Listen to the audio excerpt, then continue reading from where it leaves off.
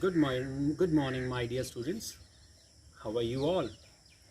I hope you all are keeping fine at home. I welcome you all in this beautiful morning to e-learning of CIS Tasua. I hope you have enjoyed my previous lessons and all the lessons which other teachers are preparing for you. I think this is the new way to teach you. I have come up on my terrace to shoot this small clip so that I can show you how beautiful the morning is. So this is my first lesson, that you should wake up early in the morning and see how beautiful the nature is. So let's start with our today's lesson. First of all, let us talk about what we have done in our previous recording. Do you remember that? Which lesson was that? That was the 8th lesson of your English supplementary reader. And what was the name of that chapter? The name of that chapter was A House is Not a Home. What does this mean? House is just a physical structure made up of bricks, concrete and other things. But what is home? Home is more about feeling, more about relationships of the people living in that particular building. That is called home. So this chapter gave us a very beautiful message that one should always have a sweet relationship in their family members. Let us take a quick glance of all the main events of that story. This story is written by Zan, and he himself is the protagonist of the story. He tells that he was very sad when he passed out his junior school and went to a new high school which was absolutely new to him. Moreover, he did not have any friend there and he was just missing all his teachers also. So this was the main point why he was not happy being in that particular new high school, which was even bigger than his previous school. So when he went to his new school, he was not able to make new friends. And very next day, when he was sitting in his room and his mother was like just working around, making sure that the fireplace is working properly, means the fire is always on that side, he suddenly saw that some smoke has started coming from the ceiling side. And what happened after that? His house was engulfed in fire. His mother tried to save some of the important documents and some memories of his father. Somehow they have to go to their granny's house because now their house was completely destroyed. Fire brigade came and they tried to extinguish the fire as soon as possible, but still it took around 4 to 5 hours. But that too was not very like you can say a smooth functioning. Due to excess use of water and chemicals, the house was completely destroyed and the things which were left behind were also not like good enough to use later on. Now he went to his granny's house. He was not even having his own shoes. So what he did, very next day Monday he went to school and just wander around, and there was no new friend, and there was no person who was talking to him, and he was just moving around. He wrote that I was moving around just like a zombie. Now this is what he was feeling about, that he is something out of that particular culture. Now he started up with the new thinking that my life was bad initially and is worse now. Now there was one more incident which happened in this. He had a loving cat which was his loving pet, the most adorable one. But due to that fire accident, he also that cat also ran away from there, or he was not aware where that cat has gone. He could not find that cat. After this, very next day when he was going to the gym, his school gym, some of his friends asked him to move little faster, and when he reached there, he saw that many of his friends, means many of his classmates, to whom he was a stranger, and they have kept so many things on the table. These things were clothes, stationery, and other things which a student would need, the new pair of shoes also. And after this, what happened, he was glad to have this sort of behavior from their classmates side. Now what happened, he was able to manage to make two of the friends, and his house was also reconstructed. When his house was reconstructed, he was able to manage two of the new friends. All of a sudden, one day one lady came and she gave him the cat which he has lost in that accident. Now he was very happy. He had a good relationship with his mother also. He got his cat also. He got two of the new friends also. Now he was very happy in his life, and he said that life is not what we exactly see in it. Means life is not about negative things. Life is all about positive things, and it depends upon you how well you take all those things, right? So this was about the previous chapter. I hope you have no problem in this, but still, if you have any problem, I am always there to help you out. Now let's talk about what are we going to do today. We are going to start with our new chapter, that is the beggar. This is chapter number 10 of your English supplementary reader, that is Moments. Anton Chekhov is the narrator of this chapter. Who are the main characters of this chapter? Lashkov, he is the beggar. Then Sergey is an advocate and is another leading character in this story. The third one is Olga. Olga is maid. Olga is a maid in Sergey's house. So these are three main characters of the story. So story revolves around these three characters, basically around Lashkov, right? Now I'm going to teach you this chapter. I'll just read out certain important phrases, certain important paragraphs from this chapter, and then I will try to make you understand about this chapter. I will explain each and every paragraph of it. Let us start. Kind sir, have pity. Turn your attention to a poor, hungry man. For 3 days I have had nothing to eat. Haven't 5 kopecks for a lodging. I swear it before God.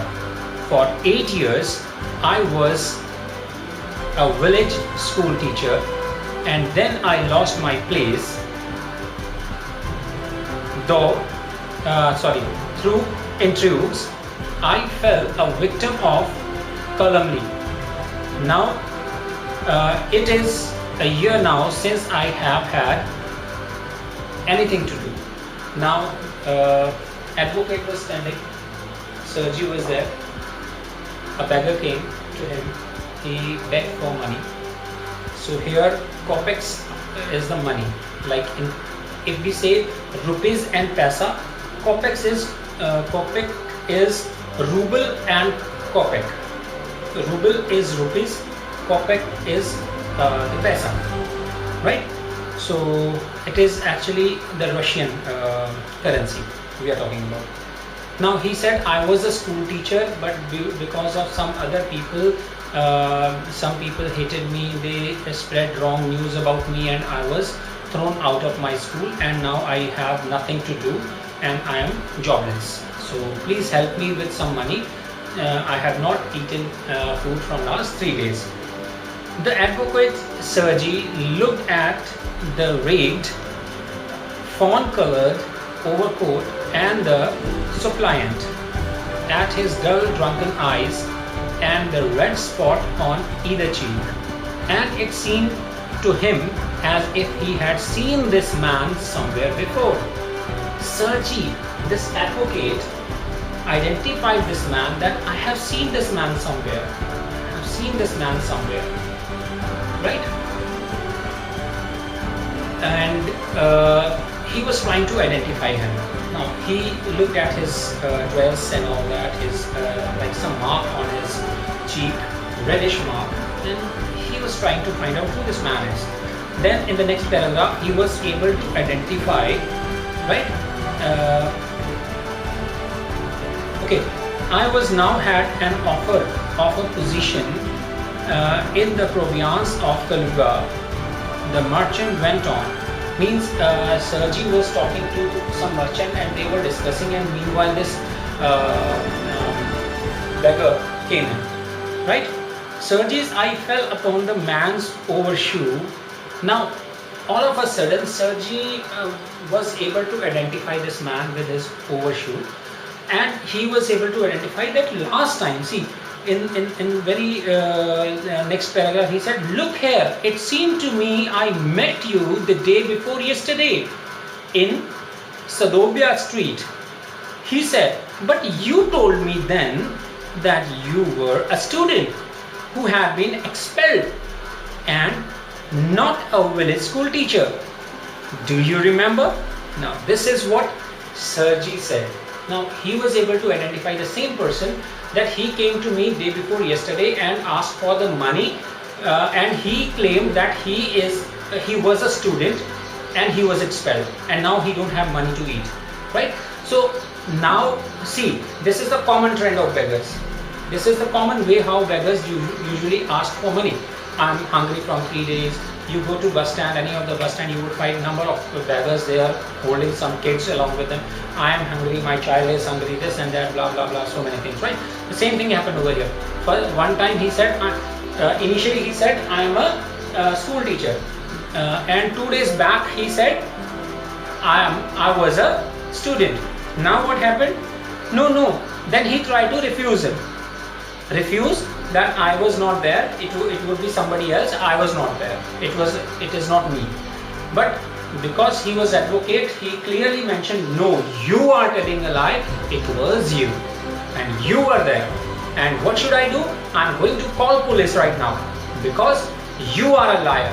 You never you are begging with some false statement. You are telling a lie about your profession, about your suffering, and about your pittiness. Like you want everybody to be to feel pity about you, but you don't deserve it.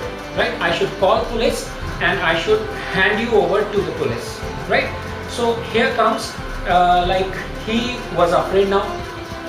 He got afraid that what should I do? Right? So he opened everything. Once he was caught, Sergi was able to identify him. So he said, tell me the truth. What happened? Who are you? Why are you begging over here? Then he said that I am not at all a teacher. I am not at all a student. Actually, I was working in one of the drama company, in one of the orchestra company. Right? So So I I am not a good man because I'm a drunkard, regular, like drinking. I'm drinking regularly, right? He's a drunkard. Now what happened? So due to his drunkenness, he was thrown out of that orchestra group, right?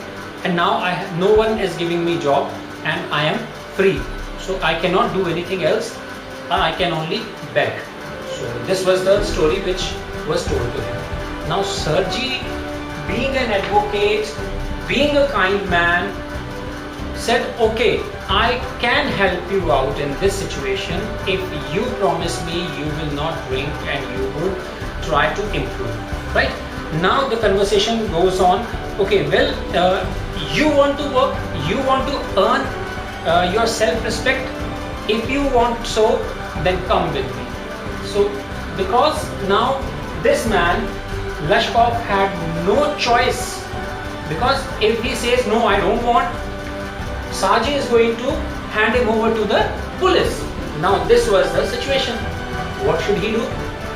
He agreed that okay, fine, no problem, I am going to come with you. Now he went along with Sirji. Sirji took him to his house. There Sirji said to his maid, cook, that take him to the shed and he can actually chop woods. This story is set in Russia. It is like most of the time most of the part of Russia is covered with snow, right? And this is the reason why they have to keep their houses warm with firewood, right? They have fireplaces in their houses, so they use firewood. So wood was a very common fuel for them, and he said that okay, take him to the shed and ask him to chop the wood, and then you can give him half a ruble, right? So this was the price which was set for chopping that wood.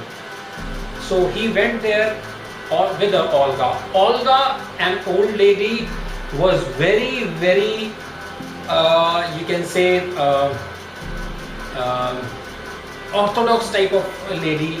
You find out your own old people in your area. You can talk about your granny, you can talk about any other old people. How are they in behavior? They would be very strict, they would be orthodox like people, and she was the one who was fed up with this kind of attitude of Sirji, that why has he taken him to house? And she kept on murmuring and taking him along, and then very angrily looking at Lashkov, and then took him to the shed. Then she threw an axe in front of him, that okay, this is the axe, these are the woods, go and cut it, right? Go and chop it. Now what happened? He was very weak. He was sitting like this, right? And he took the axe in a very relaxed way, and then took it off like this, and then hit it on the that one log. That piece of log slipped and went off somewhere else, right? Then once again he did like this, and then once again he held that axe, and once again he tried the same thing. And after some time, Olga brought him back to Sirji. Sirji said, okay, he said that if wood, Olga actually said that would have been chopped. Sirji said, okay, give him half a ruble, and then he offered him that you can come to my house on the 1st of every month, chop the wood and get your half a ruble. So this was the deal. So now after this, every month this boy Lashkov would come, chop the wood, and would take half a ruble. So days passed on, right? After that, after few months, Sergey was planning to shift his house from one place to another. He was shifting, right? And he called him for packing and transportation. But this man did not even touch any of the material there. He was just walking relaxed, in a very relaxed way behind that wagon, which was pulling that all the stuff of that house, right? So the stuff was loaded on that wagon, and that wagon was moving, and he was just walking in a very relaxed way behind that wagon. And the person who was who was in charge of this shifting was again angrily talking to him. You are idle, you are this, blah blah blah blah, so many things, right? But he did not pay any notice to it. So when they reached there, so this time Sergey asked him, do you want to do some other work? He said, okay, no problem. He said, can you write? He said, yes, I can write. So then you can do one thing. Take this letter from me, go to one of the friend, and he would give you some copy work. Copy work means some of the written work. It may be some official work, you can say, right? So now all these things, he said, okay, no problem, fine, I'll take this. Now, moving on to the next one, coming up to, okay, this is on page number 65 now. He said, well, Lashkov, I can now offer you some other cleaner employment. Cleaner employment means white collar job, right? Cleaner employment. Can you write? Lashkov said, I can. Then take this letter to my friend, to a friend of mine tomorrow, and you will be given some copying to do, right? So some of the work would be there, official work would be there. So he took that letter and went off. And after this, there was no contact of Sergey with Lashkov. So 2 years passed. Now, in between these 2 years, neither Lashkov came back to Sergey, nor Sergey ever inquired about Lashkov. Now what happened? Now there are some more things to do. After 2 years, now see, this is same on the page number 65.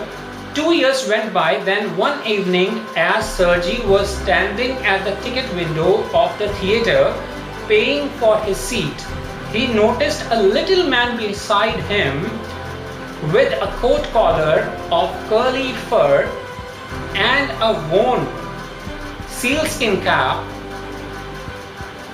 This little individual timidly asked the ticket seller for a seat in the gallery and paid for it in copper coin, right? So now it means it would be he asked for the gallery. So in other words, you can say balcony, right? So if you go to watch some of the movie, you take ticket of hall or balcony. There are two different categories, no? So here the same thing is there, hall or gallery. Gallery means something like a balcony, right? So balcony. Lashkov, is that you? Who said? Sergey said this thing. Lashkov, is that you? Cried Sergey, recognizing in the little man his former wood chopper. Who was this man? This was the same man who used to come to Sergey's house for chopping woods, right? How are you? What are you doing? How is everything with you? Now, see, now he was something like, he was inquiring about his life, like how is your life going on and all that, right? Okay, all right, I'm a notary now and am paid 35 rubles a month. Got it? I'm a notary now. So notary is once again one of the profession in which they check the copying work, and these all things are there. So he's a notary there. Now Sergey says, now this is very important part, so I'm going to read each and every part of it. Thank heaven. Heaven means God. Thank God. That's fine. I am delighted for your sake. I'm happy to see you in this condition, right? That you have improved. I am very, very glad, Leshkov. He said, I'm very happy to see you in this good condition. You see, you are my godson. You would have heard about Godfather. Now he say, you are my godson. Godfather means one who help you to achieve some success. So he said, you are my godson.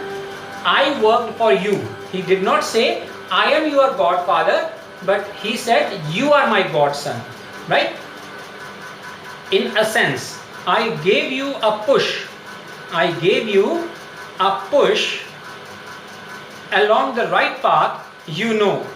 Do you remember?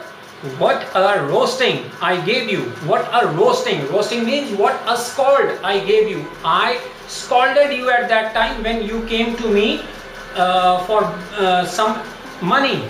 You were begging. At that time I scolded you, right? I nearly had you sinking into the ground at my feet that day. Thank you, old man, for not forgetting my words. Now this is what he said, that at that time you were very, very much ashamed, right? Because I was scolding you, you were feeling ashamed because of this, right? Now what? He said, thank you for that. Thank you too, said Leshkov. Now Leshkov said, thank you, thanks to you. If I hadn't come to you, then I might still have been calling myself a teacher or a student to this day. Means, if I would not have come to you, I would have been calling myself a teacher or a student or whatever I can, right? I would be lying everywhere and I would be begging, right?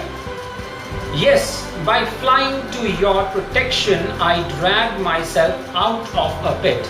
It is because of you I was able to come out of this darkness, this pit. Pit is darkness, from this world of begging and all that, right? I am glad indeed. I am also very happy for this, right? Thank you for your kind words and deeds. Deeds are the work that Sergey has done for Leshkov. What he did, first of all, he offered him job twice, and then he only helped him to get a better job, right? So, and your deeds.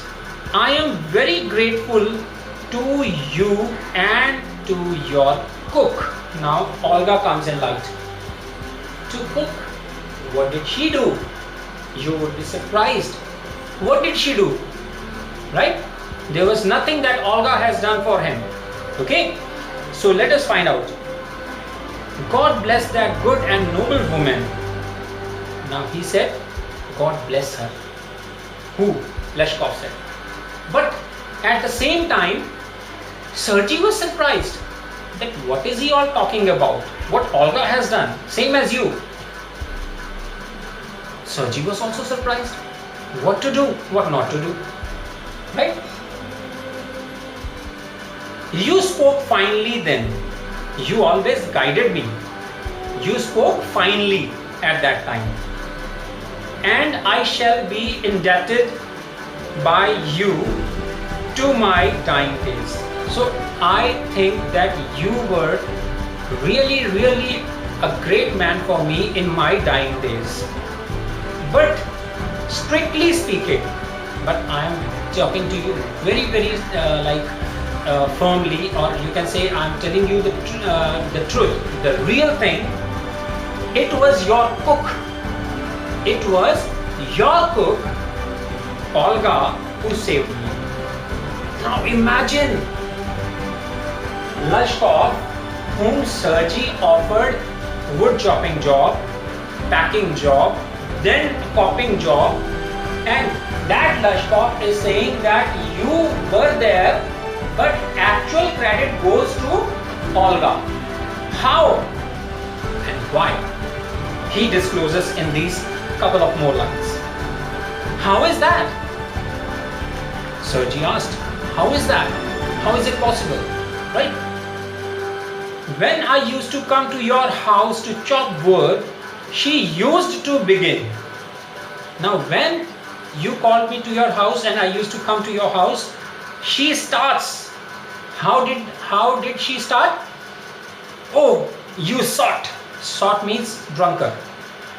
You, oh you miserable creature, means she started scolding him to Lashkov. There's nothing for you but ruin, means you are a spoiled person. And then she would sit down opposite me and grow sad. After scolding, she would be sad. Got it? Now, next one. There is no pleasure for you in this world, and there will be none in the world to come. Means you have spoiled yourself. There is nothing you are enjoying in your life, and there is nothing going to come in your life in the future also. You drunkard, you will burn in hell. Oh, you unhappy one. And so she would carry on. You know, in that strain, I can't tell you how much misery she suffered, how many tears she shed for my sake. But the chief thing was, she used to chop the wood for me. This is a secret. Olga scolded him, like in other words you can say abused him a lot, but then would cry and then would chop wood for him because he was drunkard, he was very weak, would not chop woods and all that. That's why she used to chop wood for this person, Lashkov. Right? Do you know, sir, that I did not chop a single stick of wood for you? And he used to come every month. Got the point? Why this saved me? Why I changed? Why I stopped drinking at the sight of her? I cannot explain. I only know that owing to her words and noble deeds, a change took place in my heart. She set me right, and I shall never forget it. However, it is time to go now. There goes the bell. Lashkov bowed and departed to the gallery. Huh? Got it? So he doesn't know what made him change. What were the things? Whether that cook's words, harsh words, scolding, abusing, or those tears, or that chopping of wood for him, what changed him? Right? You may think it was Lashkov it was Sergey who helped Lashkov for coming out of his miserable life. But no, he said it was Olga who helped him to come out of it. Actually not help, she behaved in such a way. Now I am going to give you one task. Imagine yourself. You are in trouble. You are like a very, very naughty person, very, very naughty girl or boy.